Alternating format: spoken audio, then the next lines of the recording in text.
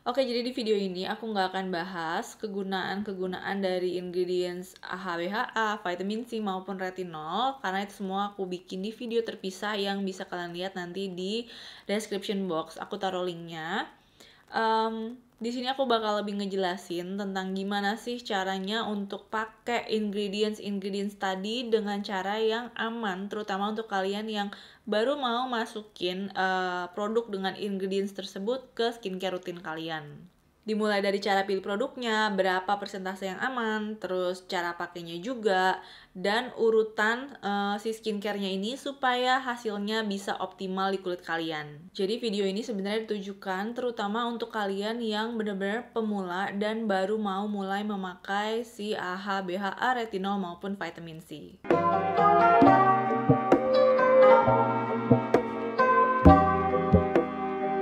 Nah, langsung aja kita mulai dari pembahasan yang pertama.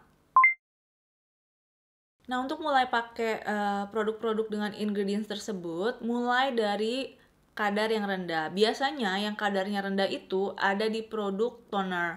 Jadi kalau misalnya kalian lihat toner mengandung vitamin C, toner yang mengandung retinol, toner yang mengandung AHA BHA, biasanya persentasenya itu udah pasti sangat-sangat rendah dan cenderung nyaman dan aman di kulit untuk dipakai pertama kali. Jadi saranku mungkin kalian bisa mulai dari toner. Tapi kalaupun kalian mau mulai dengan essence, tetap bisa. Tinggal kalian cari produk yang menyatakan berapa persentase ingredients-nya. Jadi kalau misalnya baru pertama kali mau pakai, aku saranin cari produk yang memang ada tulisannya secara jelas supaya kalian bisa tahu apakah persentasenya ini cukup rendah atau enggak, aman atau enggak di kulit kalian. Nah, untuk patokan berapa persentase yang aman untuk tiap ingredients-nya, aku udah bikinin list. Kalian tinggal screenshot aja nanti. Atau misalnya kalian mau download, aku juga ada taruh linknya di bawah di description box, bisa kalian download. Jadi kalian tinggal simpen di HP, anytime kalian mau beli, kalian bisa nyontek di situ apakah dia termasuk persentase yang aman untuk kulit kalian. Jadi kalian nggak perlu ngafalin berapa yang rendah, berapa yang tinggi. Kalian cukup lihat di list itu, kalau dia termasuk angka atau persentase yang ada di list itu, berarti dia cukup rendah dan cukup aman.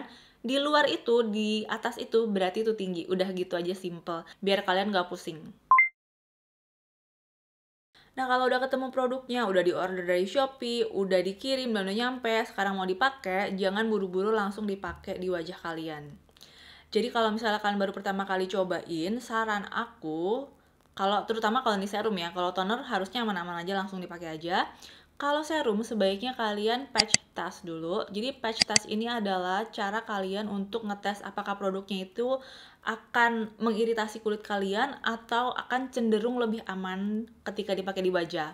Caranya kalian bisa taruh di bagian lengan dalam kalian atau di leher. Kalian diemin dulu sekitar ya mungkin 2-3 menit dan kalian lihat gimana reaksi kulit kalian. Kalau ada rasa perih atau timbul kemerahan, nah kemungkinan besar itu juga akan mengiritasi kulit kalian. Jadi saran aku jangan dilanjutin. Atau kalaupun kalian emang sayang produknya udah dibeli dan mau tetap dilanjutin, sebaiknya di buffer dulu atau di dilute dengan cara dicampur dengan essence lain yang bisa ngencerin atau ngurangin kadar si bahan aktifnya itu. Kalau bisa dicampur dengan produk skincare lain yang teksturnya sejenis. Jadi kalau misalnya essence-nya cair banget, dicampur aja pakai toner yang hydrating. Kalau dia essence yang cukup kental kayak putih telur, dicampur aja sama essence hyaluronic acid yang juga teksturnya kayak putih telur. Nah, itu nggak apa-apa dicampur, itu akan mengurangi efek iritasi di kulit kalian. Cara lainnya, kalian juga bisa pakai dulu moisturizer atau pakai dulu essence yang lain. Dan sebelum si essence atau moisturizer itu benar-benar terserap kulit, sebelum dia kering di kulit, kalian langsung timpa lagi sama essence AHA, BHA, retinol atau vitamin C-nya.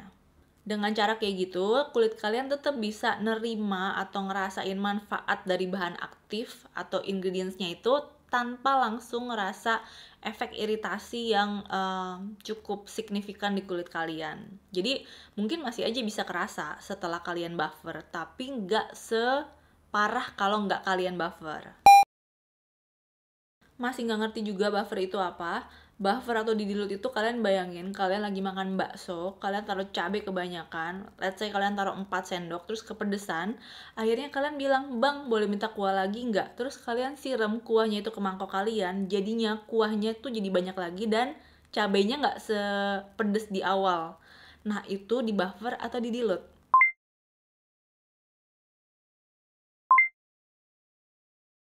Nah, sekarang penggunaannya ke wajah, pakai kapas atau enggak?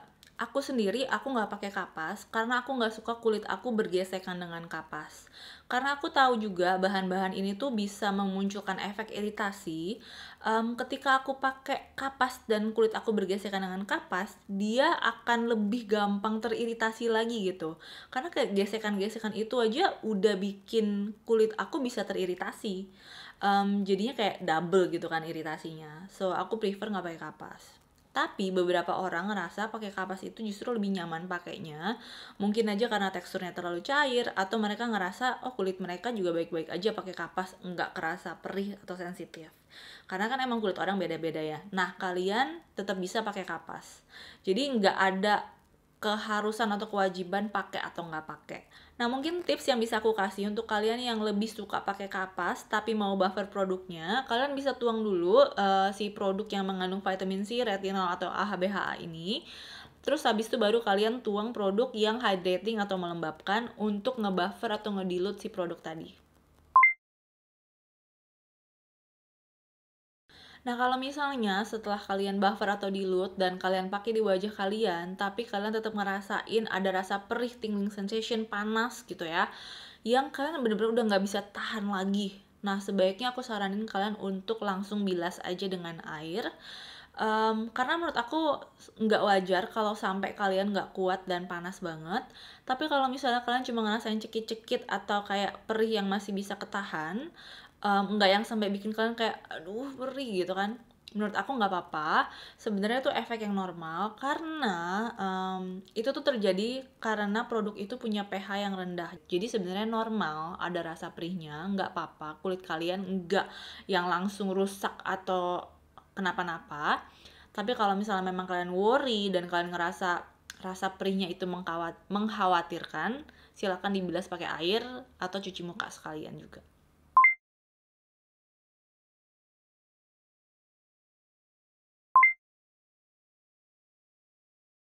Nah, ketiga ingredients ini bisa kalian pakai di pagi hari maupun di malam hari. Tapi kalau misalnya kalian mau pakai di pagi hari, pastiin kalian wajib pakai sunblock yang cukup. Jadi jangan pakai yang kayak cuma sedot gitu doang, terus habis itu kayak udah kelar. Terutama ketika kalian lagi pakai 3 ingredients ini, pastiin kalian pakai sunblock yang bener-bener cukup untuk ngelindungin kulit kalian. Satu, sunblock itu akan melindungi supaya kerja produknya itu akan lebih maksimal lagi. Karena ada produk-produk kayak vitamin C, ketika dia terkena matahari, dia akan menurun kualitas atau kinerja atau manfaat yang ada di dalam si produknya itu. Yang kedua adalah sunblock itu akan melindungi kulit kalian dari fototoksik. Jadi ada produk yang ketika dia kena sinar matahari, dia akan bisa jadi toksik, jadi racun gitu. Jadi penting banget untuk pakai sunblock dibarengin sama 3 ingredients tadi ketika kalian pakai pagi hari.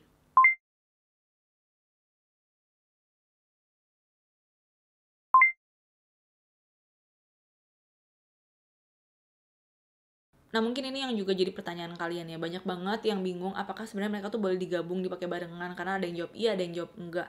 Jawabannya semuanya tergantung sama kulit kalian sih sebenarnya. Kalau kulit kalian ngerasanya kayak badak dan kuat gitu kan untuk pakai ingredients ini secara berbarengan, ya silakan dicoba, monggo gitu kan. Tapi ya kalian harus tahu juga batasan persentase setiap produknya. Misalnya yang satu retinolnya 1%, terus AHA-nya 15%, berarti kan dua-duanya tinggi. Menurut aku nggak disaranin untuk digabungin. Tapi kalau misalnya kalian gabungin, misalnya AHA-nya 5%, terus retinolnya 0,25, ya monggo, siapa tahu aja itu akan lebih maksimal gitu kan. Tapi itu buat kalian yang memang udah terbiasa dan udah tahu bahwa oh kalau aku pakai ini selama sebulan udah aman-aman aja. Terus aku pakai yang produk B juga aman-aman aja.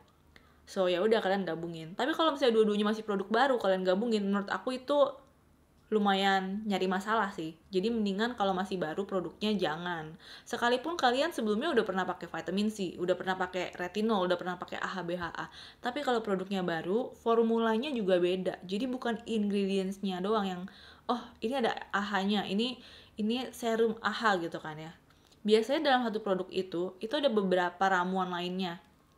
Kayak misalnya kalian makan soto jenis A, terus kalian cobain soto jenis B, belum tentu kalian bakalan suka yang B, karena kan racikannya, resepnya tuh nggak sama persis. Nah gitu juga kulit kalian juga bisa picky kayak gitu, bisa suka sama salicylic acid atau BHA dari si brand A, tapi belum tentu kalian bakalan cocok sama salicylic acid dari brand B gitu. Jadi untuk digabungin menurut aku, rules yang pertama, dua produk atau 3 produk tersebut, sebenarnya aku nggak saranin 3 sih, 2 tuh udah cukup lah. 2 produk itu jangan sampai persentasenya tinggi, jadi dua-duanya tuh harus rendah atau sedang, baru digabungin. And then rules yang kedua adalah kalau bisa yang digabungin itu adalah 2 produk yang memang kalian sudah coba, aman dan nyaman di kulit kalian, paling enggak selama 2 minggu deh, atau seminggu deh, minimal banget gitu. Kalau kalian udah ngerasa oke, silakan digabung.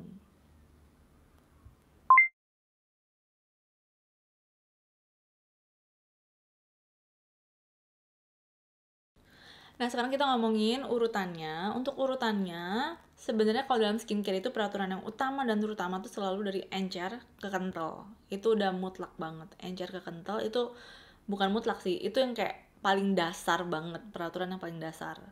Basicnya. Jadi kalau misalnya kalian pusing, kalian bingung, kalian ini kok namanya ini tapi dia lebih encer, katanya ini duluan, mumet kan? Itu sebenarnya tuh cuma kayak ya udah anggap aja itu kayak penamaan yang nggak ada aturan hukumnya, nggak ada yang mengatur gitu. Toner harus encer kayak gini ya, essence harus kental kayak gini tuh nggak ada.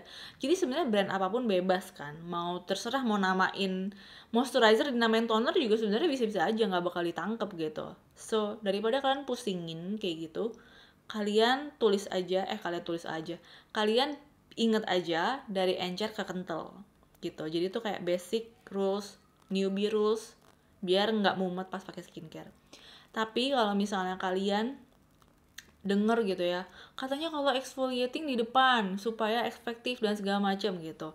Nah jadi sebenarnya memang iya kalau misalnya kalian taruh yang exfoliating ini di depan, dia kan kerjanya kan kena duluan ke kulit. Tapi untuk orang yang sensitif nggak bisa gitu kan. Mereka perlu di buffer dulu, perlu di dilute dulu dengan cara pakai ingredients yang lebih friendly di kulit kayak hyaluronic acid, kayak niacinamide itu duluan gitu.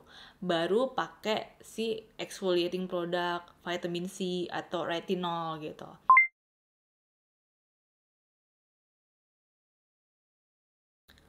Nah, tapi misalnya kalian punya moisturizer yang mengandung retinol. Bukan berarti moisturizernya itu di depan, terus tonernya belakangan. Nggak gitu. Jadi maksudnya di depan tuh kayak gini. Let's say kalian punya toner 2. Ada yang hydrating, ada yang exfoliating. Kalau kulit kalian sensitif, hydrating duluan, exfoliating belakangan. Kalau kulit kalian normal atau badak, yang exfoliating yang duluan, hydrating belakangan nggak apa-apa. Terus baru lanjut ke essence. Nah di essence ini kalian punya beberapa produk lagi nih. Let's say ada 3. Ada hyaluronic acid, ada retinol, ada AHA BHA. Nah yang dipakai kalau untuk kulit sensitif itu pasti hyaluronic duluan, baru sisanya. Kalau yang kulitnya badak mau pakai ini duluan, ya boleh ini duluan nih yang si AHA BHA sama retinol, baru hyaluronic acid untuk membantu kulitnya supaya misalnya nggak kering. Karena kan kadang retinol tuh bisa bikin kulit jadi kering. Terus BHA juga karena dia kan menyerap minyak gitu ya. Jadi dilihat aja gitu kondisi kulit kalian gimana. Nggak ada yang baku, nggak ada yang mutlak, nggak ada yang harus begini, harus begitu. Karena kalaupun kalian taruh urutannya kebalik-kebalik, sesama essence dan sesama si toner, itu semuanya terserap sama kulit. Cuma lebih lambat, yang ditaruh di atasnya itu pasti lebih lambat dong. Yang ditaruh duluan, yang masuk duluan ke kulit gitu. Jadi lebih concernnya adalah kalau misalnya kulit kalian sensitif, kalian harus pakai sesuatu untuk ngebuffer atau ngedilute dulu supaya penetrasi atau penyerapan skincare yang mengandung AHA, BHA, vitamin C dan retinol itu terserapnya lebih pelan gitu, sehingga efek iritasi atau perihnya itu juga nggak terlalu kenceng di kulit kalian gitu. Sebenarnya kenapa ada yang bilang A dan ada yang bilang B dan akhirnya kalian jadi bingung, alasannya kayak gitu. Ya, so I think that's all untuk video kali ini. Semoga informasinya bisa bermanfaat buat kalian dan ngejawab kebingungan kalian tentang penggunaan AHA, BHA, retinol, dan vitamin C. So yeah, I'll see you on my next video. Bye!